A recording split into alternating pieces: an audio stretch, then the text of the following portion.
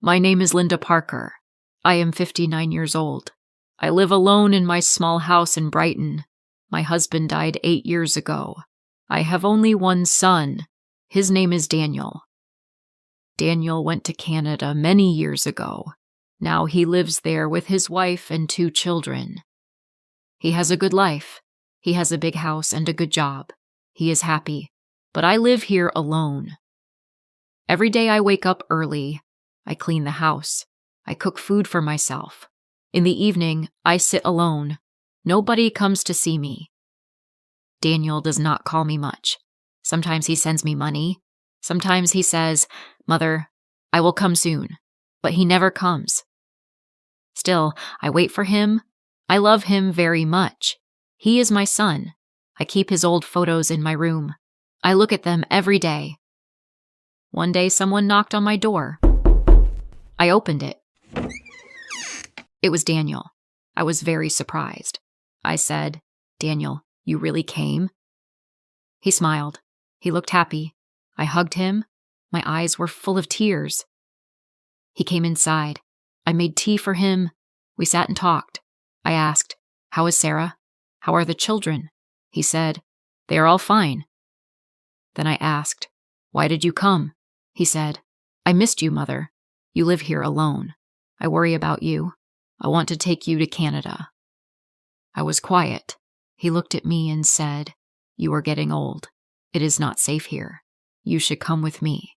You will be happy there." I said slowly, "But this is my home. I was born here. I got married here. Your father lived here. I cannot leave this house." Daniel looked serious. He said, "This house is very old. It is not good for you.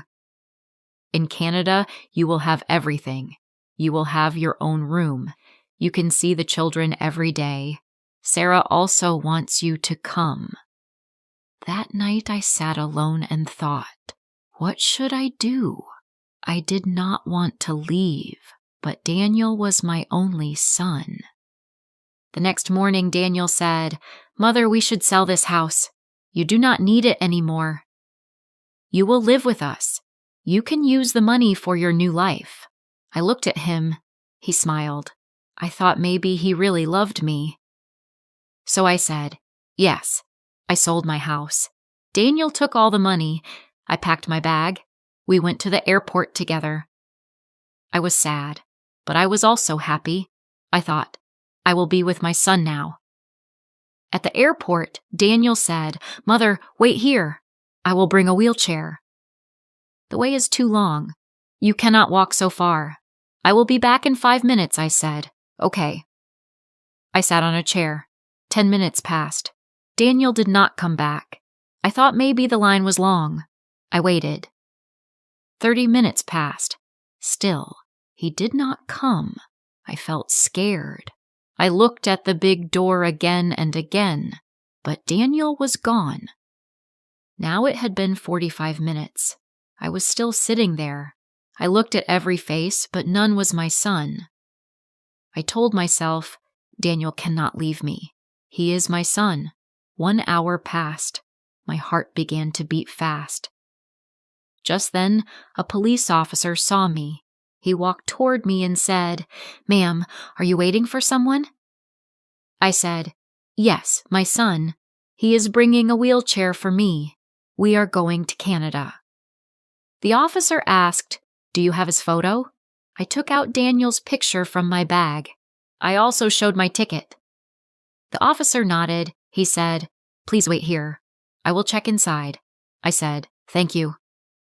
I waited again. After a long time, the officer came back. His face was serious. He sat next to me. He said softly, "Ma'am, I am sorry. Your son has boarded the flight. He has gone. The plane has already taken off. He did not take a wheelchair. He went alone." I froze. My heart stopped for a moment. I said very slowly, "No, that is not true. My son Daniel loves me. He said he will take me with him." The officer said, "I saw everything. He gave his passport. He entered a plane alone." Tears came to my eyes. My heart broke. I cried and cried. The officer's eyes also became wet. He said, "Some people forget their hearts. I am sorry, ma'am." I whispered, "My name is Linda Parker."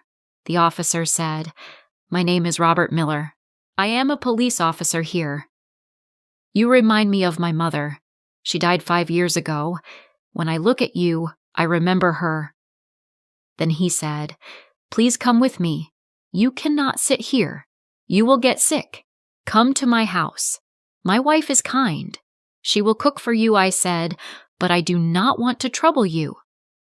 He smiled and said, "It is not trouble. It is love. You are like a blessing to me." Robert called his wife Olivia.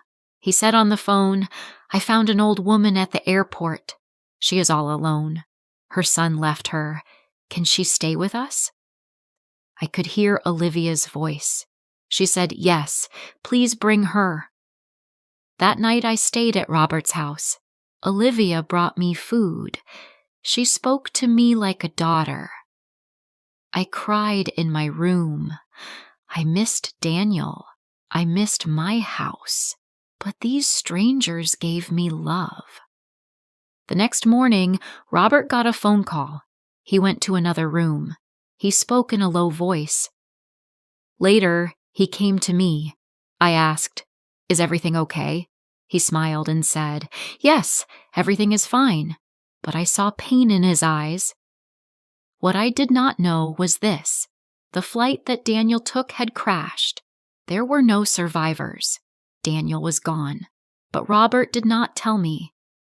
He knew that I still loved my son. Even after what he did, I still prayed for him. I still hoped that one day he would come back. The days passed slowly. I stayed with Robert and Olivia. Robert took care of everything. He helped me go to the doctor. He bought my medicine. He treated me like his mother. His wife gave me respect. Their home became my home. Their family became my family. I only prayed. I prayed for Daniel's soul. I prayed for the children he left behind. I prayed that no mother feels what I felt at the airport. One day Robert asked, "Do you ever think about going back to that house?" I looked at him and said, "I already lost that house, but I found a new home here." Daniel was gone, but I got the son I truly deserved. I feel grateful. What would you do if you were in Linda's place? Tell me in the comments below. If you liked this story, please like, comment, share, and subscribe.